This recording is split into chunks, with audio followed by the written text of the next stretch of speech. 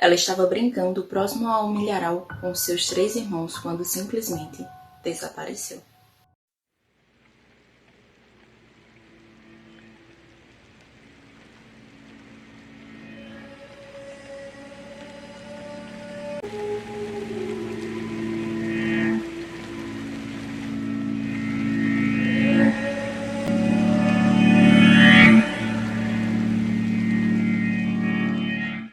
Olá pessoal, tudo bem com vocês? Eu sou Amanda Lima e sejam muito bem-vindos à Cena do Crime.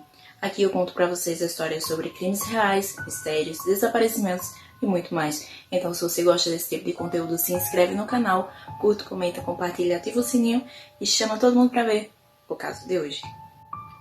Sarah Evelyn Isobel Payne nasceu em 13 de outubro de 1991, em Surrey, na Inglaterra.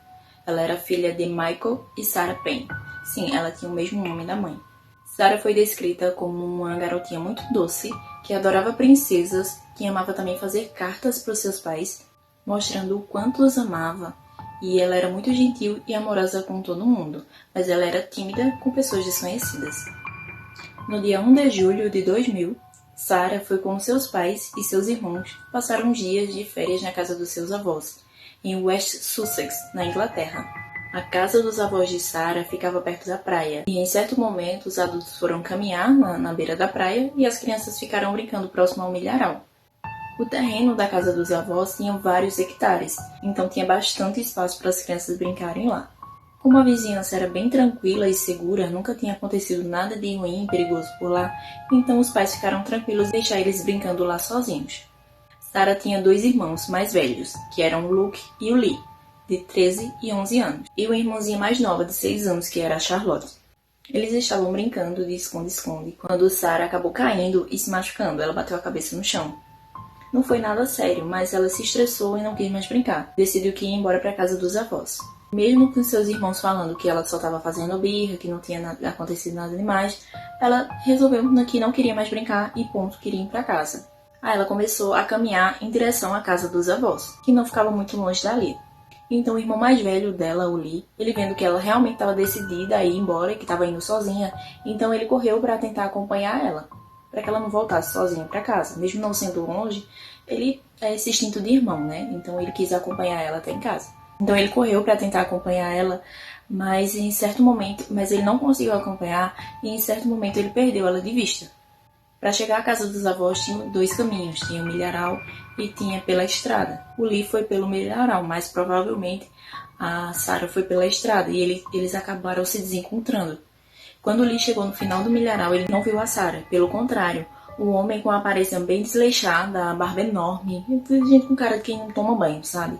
Esse cara acenou para o Lee, entrou numa van branca e foi embora. O garoto ficou assustado, no mínimo, então ele foi correndo em direção à casa dos avós, encontrou os avós e os pais e falou logo o que tinha acontecido e falou também que não tinha encontrado a Sarah e que ela estava vindo para casa, mas se desencontrou no meio do caminho. Então imediatamente ligaram para a polícia e as buscas já começaram. Por ser uma situação atípica naquela região, o caso do desaparecimento da Sarah se espalhou rapidamente, tanto que já no segundo dia de investigação, o caso já estava conhecido nacionalmente e contava com uma equipe de busca com mais de 1.300 policiais. Os pais de Sarah fizeram apelos desesperados na TV, procurando informações sobre a sua filha e apelaram que ela retornasse para casa em segurança.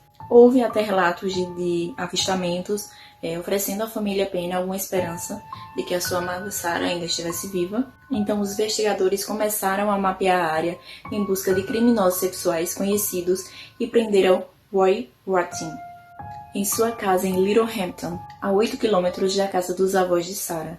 Roy tinha 41 anos na época, foi condenado 5 anos antes pelo sequestro e abuso de uma menina de 9 anos a 48 quilômetros de Kingtal Gorse, em Crawley, na Inglaterra também. Ele recebeu pena de 4 anos por admitir o crime e foi libertado após 2 anos e 5 meses.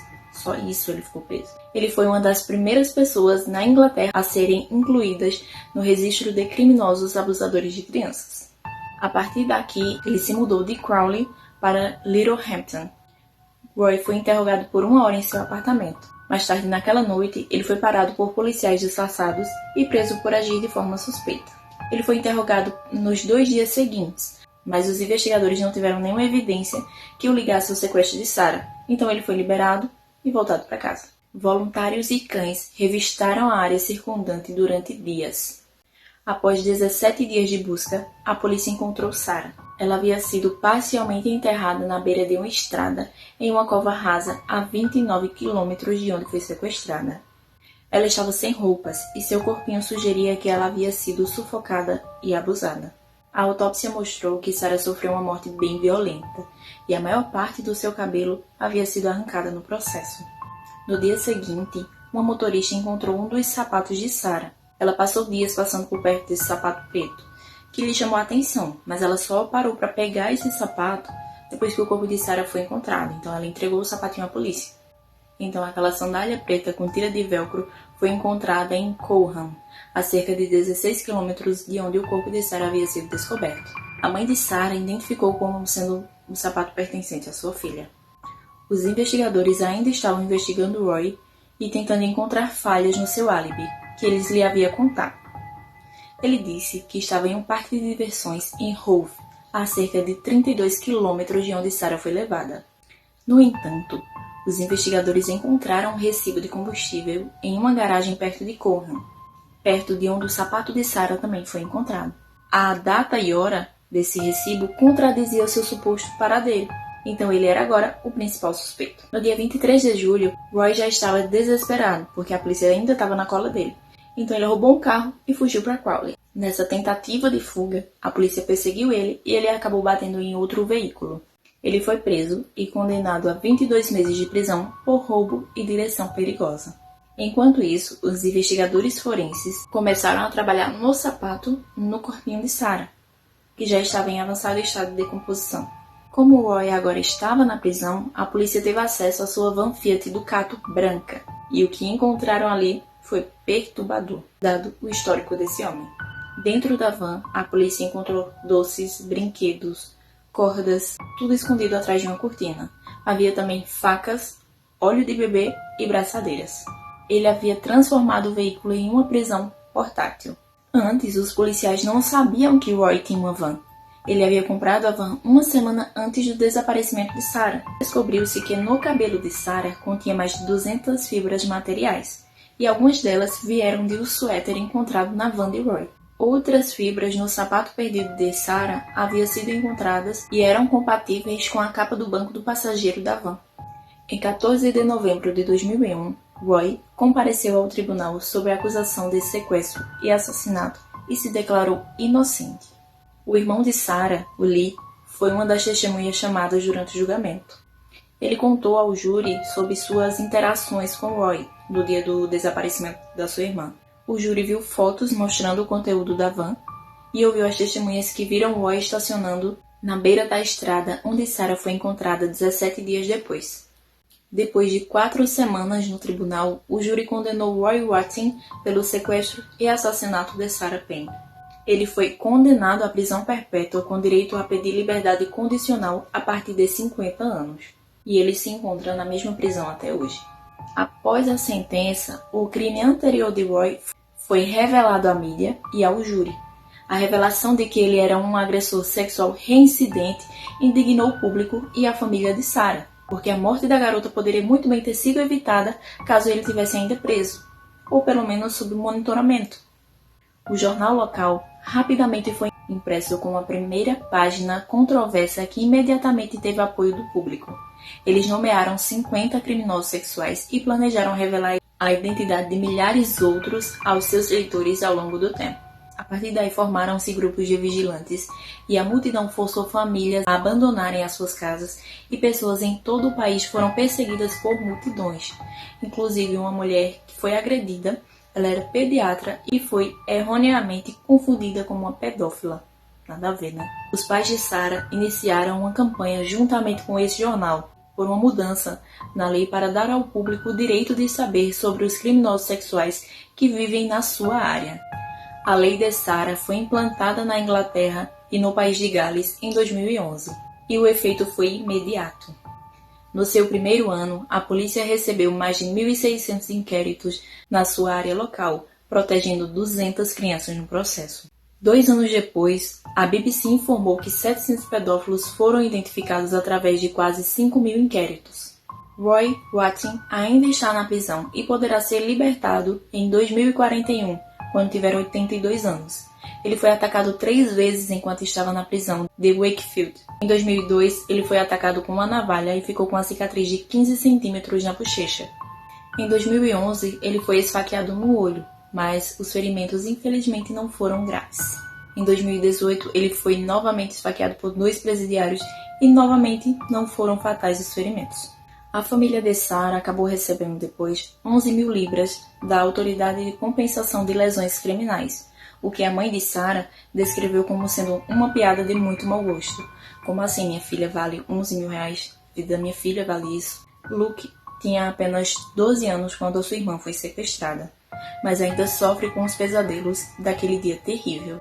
Ele não dorme muito à noite, porque fica inventando na sua cabeça cenários que nunca aconteceram. Ele ainda se sente muito culpado, porque na última conversa que ele teve com a sua irmã, eles estavam se xingando, porque ela queria ir embora e ele disse que isso é besteira. Enfim, eles acabaram meio que brigando ali. E foi a última conversa que eles tiveram. Lee é quem mais se sente culpado nessa situação, coitado. Ele afirma que talvez pudesse ter salvo a sua filha se tivesse corrido mais rápido, ou pelo menos se tivesse percebido que a sua irmã estava na traseira daquela van que ele viu.